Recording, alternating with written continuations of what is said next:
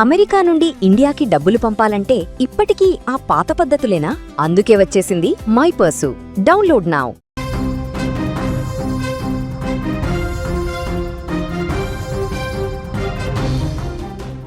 భారత న్యాయ చరిత్రలోనే ఇది అత్యంత అరుదైన, అత్యంత సంచలన తీర్పు. ఒకే కేసులో ఒకేసారి ఏకంగా 38 మంది ఉగ్రవాదుల మరణశిక్షను కోర్టు సమర్థించింది. 2008లో గుజరాత్ను గుండెల్ని పిండేసిన అహ్మదాబాద్ వరుస బాంబు పేలుళ్ల కేసులో గుజరాత్ హైకోర్టు చారిత్రాత్మక తీర్పును వెలువరించింది. గతంలో ప్రత్యేక కోర్టు ఇచ్చిన 38 మంది దోషుల మరణశిక్షను హైకోర్టు కూడా ఏకీభవిస్తూ ఖరారు చేసింది. మరో 11 మందికి జీవిత ఖైదు విధించింది. క్యాలెండర్లో ఆ రోజు 2008 జూలై 26. గుజరాత్లోని అహ్మదాబాద్ నగరం ఎప్పటిలాగే బిజీగా ఉంది. కానీ సరిగ్గా సాయంత్రం వేళ కేవలం 70 నిమిషాల వ్యవధిలో నగరం అంతటా వరుసగా బాంబులు పేలాయి. ఒక్కటి కాదు, రెండు కాదు, ఏకంగా పలు ప్రాంతాల్లో బాంబుల మోత మోగింది. మార్కెట్లు, బస్టాండ్లు, ఆసుపత్రులు ఇలా జనం ఉన్న ప్రాంతాలని టార్గెట్ చేసుకుని రాక్షసులు విరుచుకుపడ్డారు. ఈ అమానుష దాడుల్లో 56 మంది అమాయకులు అక్కడికక్కడే ప్రాణాలు కోల్పోయారు. 246 మంది తీవ్రంగా గాయపడి రక్తపు మడుగులో విలవిల్లాడారు. సరిగ్గా 2 రోజుల తర్వాత పక్కనే ఉన్న సూరత్ నగరంలో కూడా పేలని బాంబులను పోలీసులు గుర్తించడంతో పెను ప్రమాదం తప్పింది. ఈ దాడుల వెనుక ఉన్నది ఎవరో కాదు, సిమి మాజీ నాయకుడు సఫ్దర్ నాగోరి ముఠా. సిమికి చెందిన కొందరు సభ్యులు కలిసి ఇండియన్ ముజాహిద్దీన్ పేరుతో ఒక కొత్త ఉగ్రవాద సంస్థను ఏర్పాటు చేసి ఈ దారుణానికి ఒడిగట్టారు. అసలు వీళ్ళు ఈ దాడులు ఎందుకు చేశారు?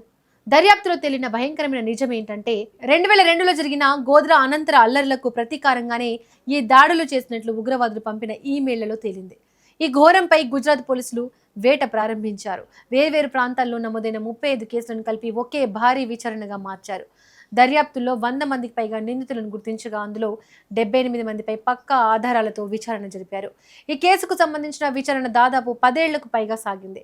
ఒకటా రెండా, ఏకంగా 9 మంది న్యాయమూర్తులు ఈ కేసును విడతల వారీగా విచారించారంటే దీని తీవ్రత ఏంటో అర్థం చేసుకోవచ్చు. మొత్తంగా 1163 మంది సాక్షులను న్యాయస్థానం విచారించింది. అయితే ఇక్కడే ఒక థ్రిల్లింగ్ ట్విస్ట్ ఉంది. ఈ కేసులో సాక్ష్యం చెబితే ఉగ్రవాదులు చంపేస్తారేమో అన్న భయంతో కీలకమైన 26 మంది సాక్షుల వివరాలను, పేర్లను భద్రతా కారణాల దృష్ట్యా కోర్టు అత్యంత గోప్యంగా ఉంచింది. వారి వివరాలు బయటకు రాకుండానే విచారణ జరిపి ఉగ్రవాదుల కుట్రను బట్టబయలు చేసింది.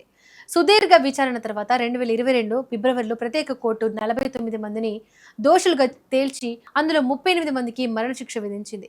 భారతదేశ చరిత్రలోనే ఒకే కేసులో ఇంతమందికి ఉరిశిక్ష పడడం ఇదే.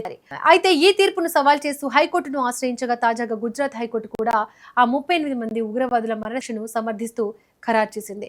హత్య, దేశద్రోహం, దేశంపై యుద్ధానికి యత్నం, ఉగ్రవాద కార్యకలాపాలు వంటి కఠినమైన శిక్షల కింద ఈ శిక్షలను ఖరారు చేసింది.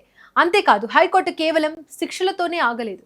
బాధితుల కుటుంబాలకు అండగా నిలబడింది. చనిపోయిన వారి కుటుంబాలకు 10 లక్షలు, తీవ్రంగా గాయపడిన వారికి 5 లక్షలు, స్వల్పంగా గాయపడిన వారికి ₹1,00,000 చొప్పున భారీ పరిహారం చెల్లించాలని రాష్ట్ర ప్రభుత్వాన్ని ఆదేశించింది. ఈ మొత్తాన్ని 2027 మార్చి 31 లోపు బాధిత కుటుంబాల అకౌంట్లలో జమ చేయాలని డెడ్ లైన్ కూడా విధించింది. న్యాయం జరగడానికి సమయం పట్టొచ్చు, కానీ న్యాయం ఖచ్చితంగా గెలుస్తుంది అనడానికి ఈ అహ్మదాబాద్ పేలుళ్ల కేసే ఒక పెద్ద ఉదాహరణ. 18 ఏళ్ల క్రితం తమ వారిని కోల్పోయి కన్నీరు మున్నీరైన బాధిత కుటుంబాలకు ఈ తీర్పుతో కొంతైనా ఉపశమనం లభించింది. భారతదేశ సార్వభౌమత్వానికి, శాంతికి భంగం కలిగిస్తే ఎంతటి వారికైనా ఉరిశిక్ష తప్పదనే బలమైన సందేశాన్ని ఈ తీర్పు చెప్పింది.